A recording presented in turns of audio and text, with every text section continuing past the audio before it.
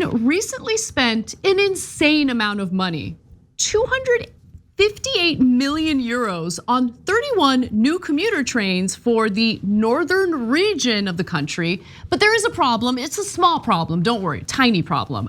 The trains are too big for the tunnels. Oops. Oh my God.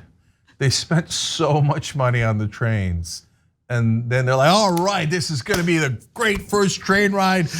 Wait, hold on, wait a minute now. That tunnel looks a little small. Dude. Okay. Dude. By the way, they didn't actually crash into the tunnels. How did you guys not check the tunnels first? How did that not happen? How? I wanna know. No, this makes me feel so good because look, I run the company, right? So, and when you're planning anything out, it is a beast. If you've never planned something, especially something large, oof, you have no idea. There's 1,000 details. And people do forget things from time to time.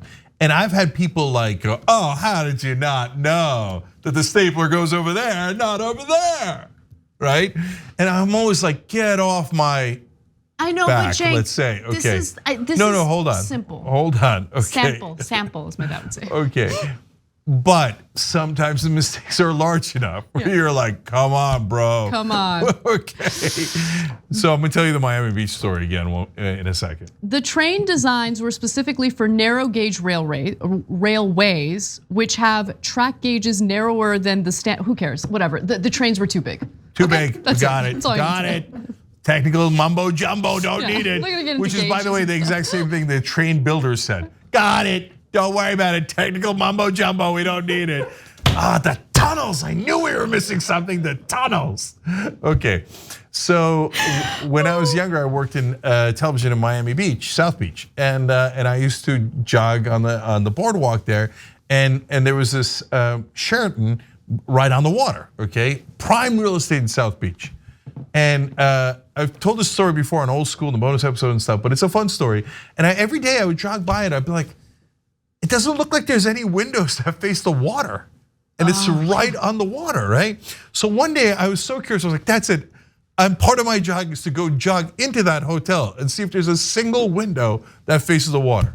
And there wasn't. That's so crazy. Okay. How did that happen? They magically built a hotel on South Beach where none of the rooms face the water, okay? Oh my God. It was unbelievable. There was this giant concrete slab that looked at the water, and it went so far that it blocked the view of the rooms even on the side, okay? Listen, a lot of laundered drug money paid for real estate development in South Beach. Well, so I'm yeah, wondering, maybe. We covered that story about the condo building that collapsed, right? Yeah. And the lack of regulations, where the money to build that building came from, all that stuff was really interesting. I'm not saying anything, I'm just saying. Yeah, I hear you. In this case, I think it was a Sheraton, so it was a Sheraton, yeah. Oh, got it. But and by the way, that always makes me feel better too, because Sheraton's a giant company, right?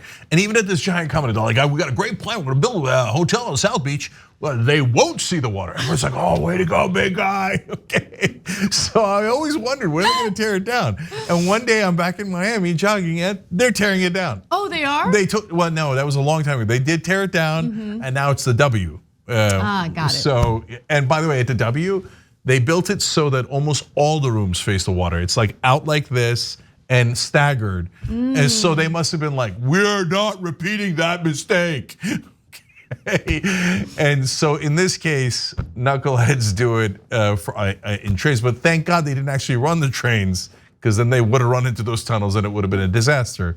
But that's actually America, where we just covered earlier today a train disaster that caused a giant fireball because we didn't regulate the brakes and we didn't regulate the flammable chemicals on the trains. So don't get it twisted. Spain screwed this up, but we're often worse. Thanks for watching The Young Turks, I really appreciate it. Another way to show support is through YouTube memberships. You'll get to interact with us more. There's live chat emojis, badges. You've got emojis of me, Anna, John, JR, so those are super fun. But you also get playback of our exclusive member-only shows and specials right after they air. So all of that, all you gotta do is click that join button right underneath the video. Thank you.